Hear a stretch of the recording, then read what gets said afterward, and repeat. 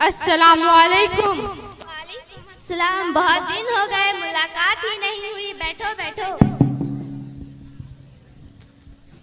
ये बहन कौन है? ये मेरी मेहमान बहन है, मुंबई से आई है। दिन के बारे में अच्छी मालूमात रखती है। अरे मैंने तो बातों बातों में खैरियत पूछना ही भूल गई। खैरियत से? कहाँ की खैरियत, जी रही हूँ जैसे तैसे। वक्त पूरा करके दुनिया से जाना है।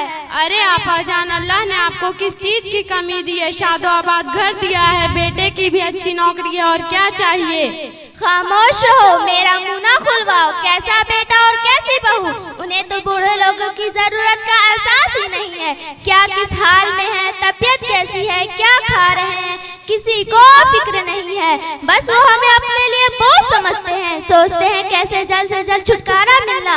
और बहू रानी का तो पूछो ना को। नवाबजादी के तो सुबह 9 बजे होते हैं। न घर की सफाई, न नाश्ता, न चाय, ये सब घर के बड़ों के सिखाने से आती है। लगता है उसके घर के बड़ों ने तो कुछ सिखाया ही नहीं है।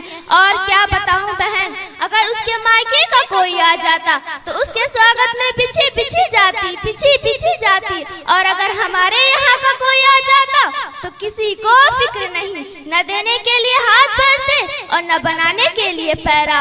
महारानी के नखरे शुरू हो जाते, कभी पेट में दर्द, कभी सर में दर्द, कभी यहाँ दर्द, कभी वहाँ दर्द, कभी ये ठीक नहीं है। और खाने का हाल तो पूछो ना को। चाय बनाए जैसे काली अमावस की रात, दाल बनाए जैसे तला गदला हुआ पानी, चावल बनाए जैसे खाए पेट में दर्द हो जाए। और हर 2 दिन में मायके की याद आ जाती और माँ के पल्लू से जाके बंध जाती और आने का नाम ही नहीं लेती। अरे आपा जान, आपकी बहू इतने सारे कांड करती, आप कुछ बोलती क्यों नहीं?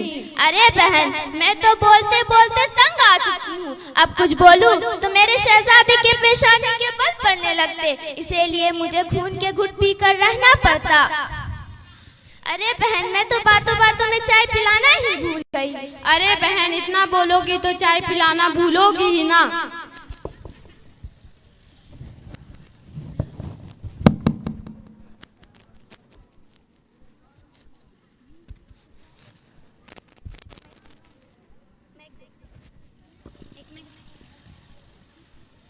अस्सलामुअलैकुम। वालेकुम अस्सलाम रहमतुल्लाहि व बरकातुहू। कैसी हो बहन? क्या बताऊं, ठीक भी हूँ ठीक नहीं भी। अरे ये कैसी दरमियान की बात कर रही हो? जब तक सास का साया सर पर मुसल्लत, तब तक चैन कहाँ। मैं जवीन, तुम इतनी खुशकिस्मत हो कि तुम्हारी सर पर तुम्हारी सास का साया है। नुसरत कैसे खुशकिस्मत की रत लगा रखी है, वो भला कैसे चैन से रह सकती है जिसकी मेरी जैसी सास हो।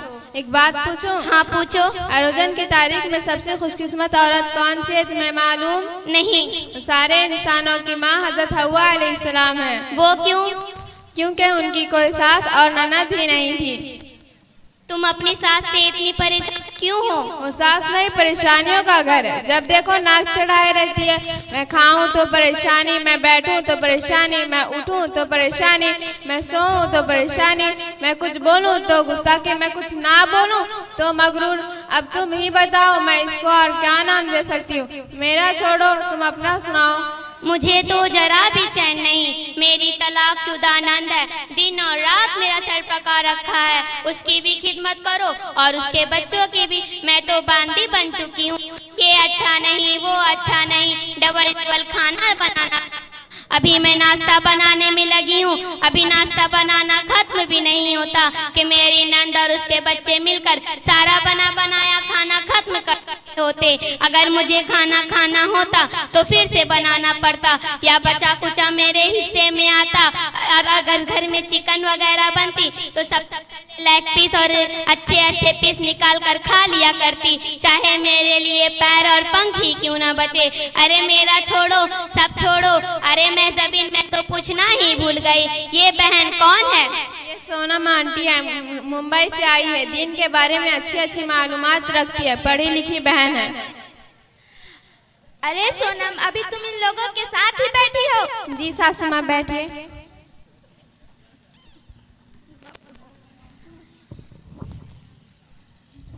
माफ करना आंटी, हमने ध्यान ही नहीं दिया। जाओ, जाके चाय नाश्ता ले आओ। जा रहा। बुढ़िया बैठने तो नहीं देती, मेरा जीना हराम कर दिया।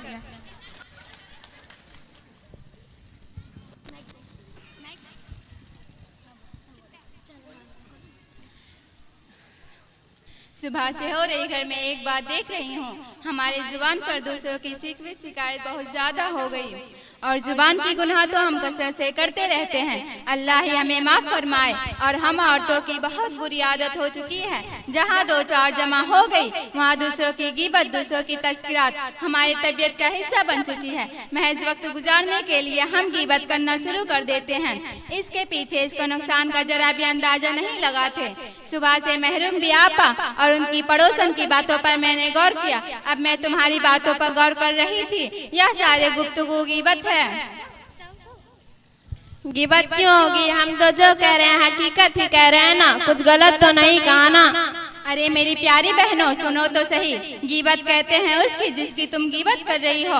उसके पीठ पीछे बुराई बयान करना तुम ऐसे कह रहे हो जैसे कि उसमें हुक्म नहीं है तो वह बहतान है। दोनों सूतों में गुनाह लाजिम है। गिबत और बहतान बहुत बड़े गुनाह हैं। गिबत के बारे में कुरान मजीद ने फरमाया, क्या तुम अपने मुर्दार भाई का गोश्त खाना पसंद है? क्या तुमको इससे घिन नहीं आएगी? अल्लाह से डरो। रसूलुल्लाह सल्लल्लाहु अलैहि वसल्लम